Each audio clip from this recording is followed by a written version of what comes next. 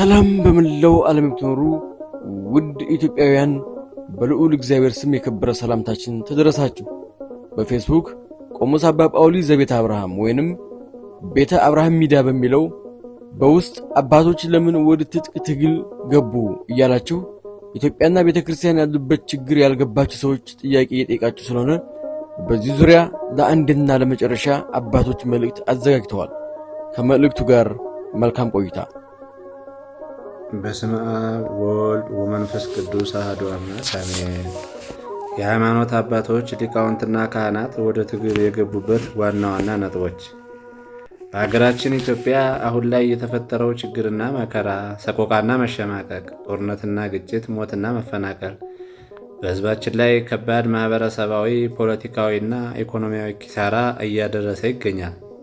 በዚህም ዋናውና የግጭቱ ባለቤት የሆነው ገዳይና አስገዳይ አሸባሪ መንግስት ሲሆን ይህንን ችግር መፍታት የነበረባቸው የእምነት ተቋማቶችም ሲሆኑ ከእነዚህም መካከል አንዷ የሆነችው የኢትዮጵያ ኦርቶዶክስ ተዋሕዶ ቤተክርስቲያን ስትሆን እነዚህን በሕዝብ ላይ የሚደርሱ መከራ ለመፍታትና የሕዝቦቿን ሰቆቃ ተመልክታ ድምፅ መሆን የነበረባት ቢሆንም ተቋሟን የሚመሯት አባቶች ግን በተቃራኒው ከመንግስት ጎን በመቆም ሕዝቦቿ እንዲገደሉና እንዲሞቱ ተባባሪ ሆነው ሕዝባቸውን እያስጨረሱና እያስበሉ የሚገኙ በመሆናቸውና ከዚህ በታች የተጠቀሱትን ዋና ዋና ችግሮች ሲሰሩ አንድም ተባባሪ አሊያም ተመልካች ሆነው በመገኘታቸው እኛ አባቶች በበረሃና በዱር በገደል ከሚታገሉ ልጆቻችን ጎን በመቆም መንግስት በሕዝባችን ላይ የሚያደርሰውን መከራ ለመታገልና የሃይማኖት አባት መሪዎችን ወደ ትግሉ እንዲመጡ በጥቅምና በስልጣን ራሳቸውን ማወቅ ያልቻሉትን ደግሞ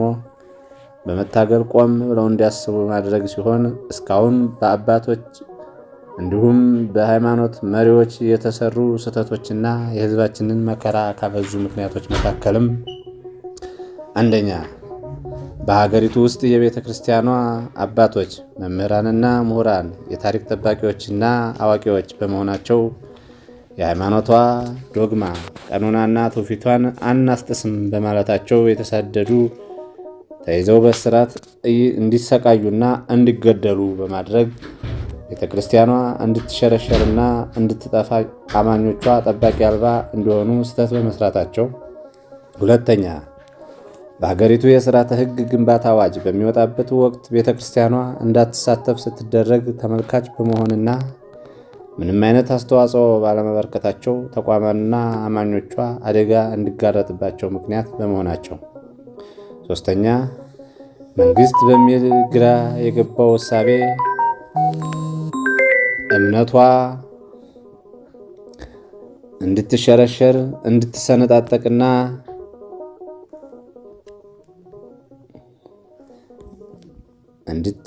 እንድትሰነጣጠቅና አንድነቷን እንድታጣ ሲደረግ ተባባሪ በመሆን ምዕመኖቿ በእምነት ተለያይተው እርስ በርስ እንዲጠራጠሩ በማድረጋቸውና በዝምታ በማለፋቸው እንዲሁም ፖለቲከኞች የሃይማኖት ብዝሃነት በሚል የመከፋፈያ ስልት ተጠቅመው ወይም የሃይማኖት እኩልነት በሚል ቃል አንዱ እምነት ከሌላው እምነት እንደሚበልጥ አድርገው በእምነቶች ላይ ጥርጣሬ እንዲፈጠር በዚህም ነባር እምነቶችን በመሸርሸር አዲስ እምነት እንዲፈጠር ሲደረግ ተባባሪ በመሆናቸው።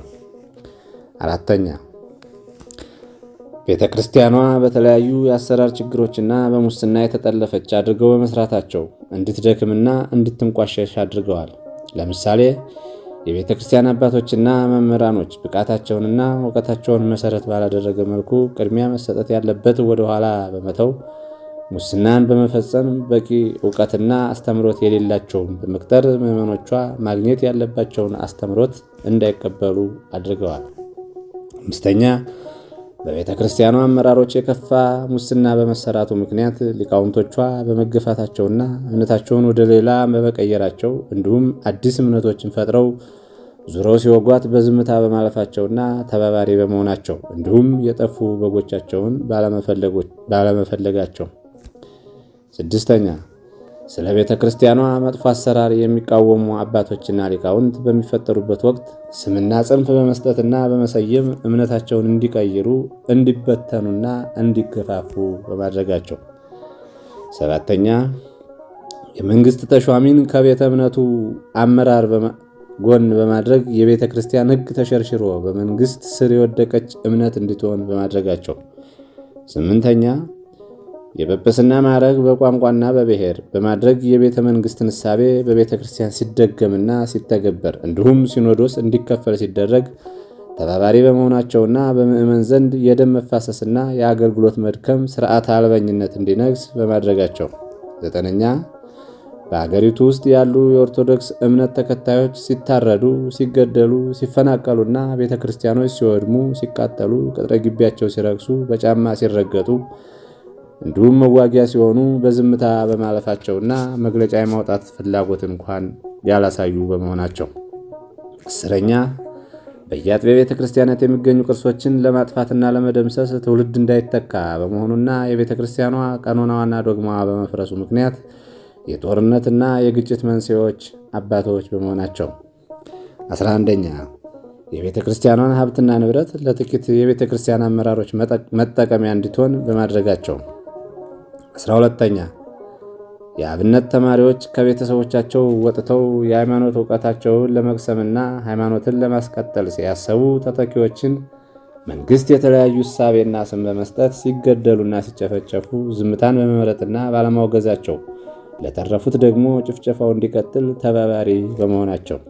13ኛ የገዳማት አባቶችን መነኮሳትንና መናንያንን በሚኖሩበት ባታቸው መንግሥት በከባድ መሳሪያ ሲጨፈጭፋቸው፣ ባታቸውን ሲያፈርስባቸው፣ የዕለት ምግባቸውን ሲያጠፋባቸው፣ እንዲራቡና እንዲጠሙ እንዲደፈሩና የክብር ልብሳቸውን እንዲያወልቁ ሲያደርጋቸው፣ እንዲቃለሉና እንዲዋረዱ ግብረ ሰዶም እንዲፈጸምባቸውና ባታቸው ውስጥ በመግባት የሚጸልዩበትን መጻሕፍቶቻቸውንና ቤተ ክርስቲያን የሚጠብቁበትን መሳሪያቸውን ሲዘርፋቸው አባቶች እንደ በግ ሲታረዱና ሲገደሉ በዝምታ በማየታቸውና በመመልከታቸው።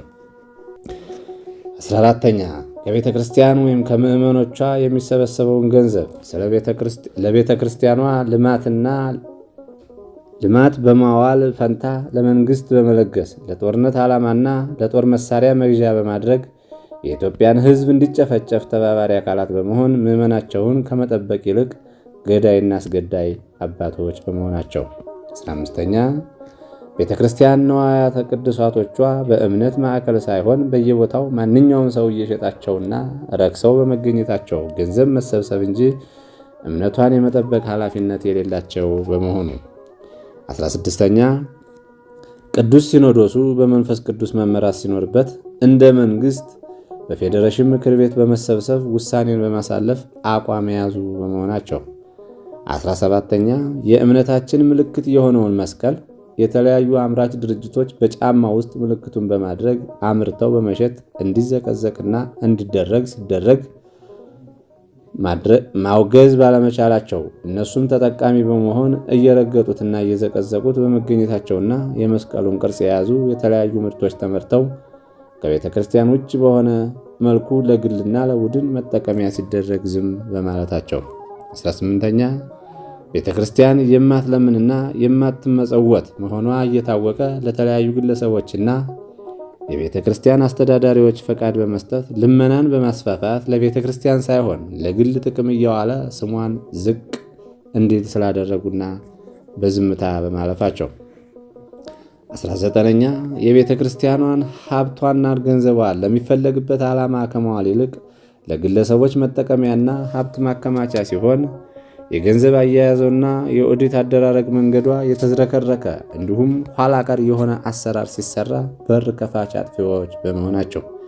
20ኛ ቤተ ክርስቲያኗ ፈተና በገጠማት ጊዜ ከሕዝባቸው ጎን ሆነው ችግሩን ለመጋፈጥ መከራንና ሞትን ለመቀበል ዝግጁ ከመሆን ይልቅ ሥጋዊ ምቾትን በመምረጣቸውና ሕዝባቸውን አሳልፈው በመስጠታቸው። 21ኛ ቤተ ክርስቲያን አስተምራ፣ መክራ፣ ዘክራ ጠንካራ አማኝ እንዲኖራት ከማድረግ ይልቅ ዘመናዊነትን እየተላበሰ ለእምነቱ ደንታ የሌለው ተደርጎ እሴቱን፣ ባህሉን፣ መከባበሩን፣ ወጉን፣ አብሮነቱንና ማንነቱን እንዲሸረሸር ተደርጎ በትምህርት ሲቀረጽ ተመልካች በመሆናቸው።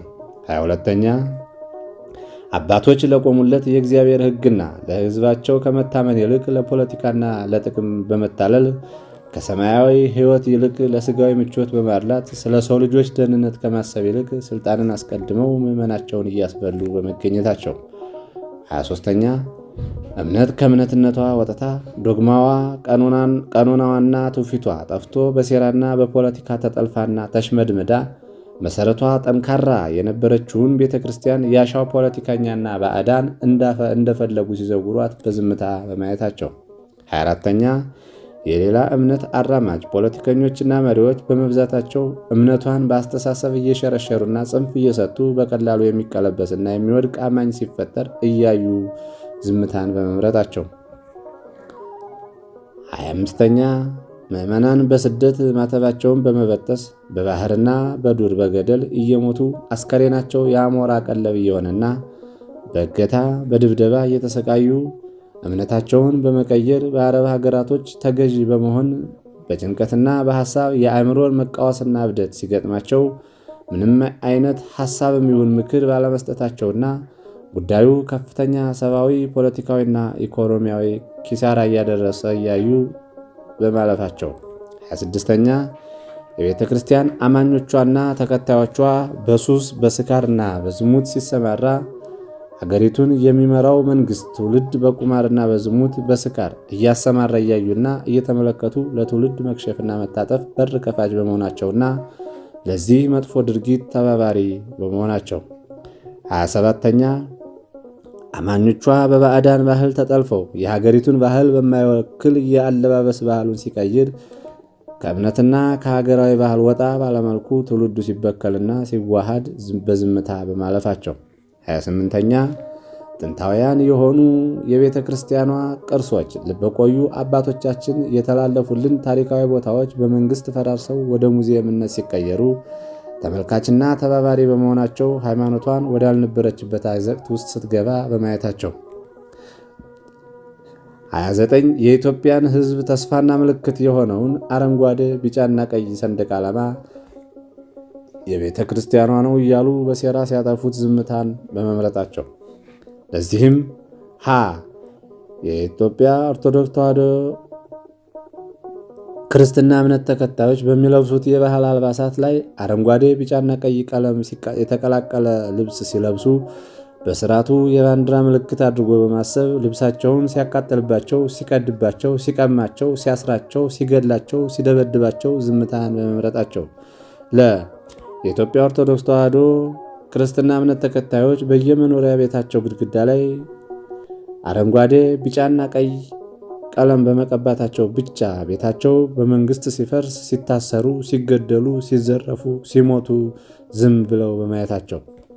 30ኛ ቤተ ክርስቲያኗ ከጥንት ጀምሮ የተፈጥሮ ሀብት ባለቤት የነበረች ሲሆን አሁን ላይ ግን መንግስት ሲያወድመውና ምድረ በዳ በማድረግ ለተለያየ የልማት አገልግሎት በመዋል እየቀማትና ባዶዋን ሲያስቀራት በዝምታ በማየታቸው።